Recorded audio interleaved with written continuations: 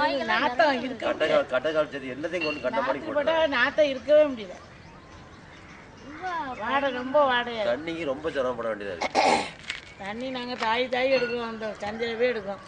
தண்ணி கூட வரல, ரொம்ப கஷ்டமா இருக்கு. இந்த தண்ணி இல்லாம அது வீடே கட்ட மாட்டேங்கிறாங்க, வாங்கி போடுறாங்க. தண்ணி ஏதாச்சும் வந்தா நாத்தம் இருக்குது. அதனால மாட்டு தொழில் இதெல்லாம் இருக்கிறனால வந்து வாடை இருக்குது. அந்த மாட்டு தொழிலாம் கொஞ்சம் எடுத்தா நல்லா இருக்கும். நாயினால எங்களுக்கு ரொம்ப சங்கடமாக இருக்குது, ரொம்ப இதாக இருக்குது. நைட்டில் போக முடியல, வர முடியல. நைட்டில் வெளியில் கடைக்கு கூட போக முடியல.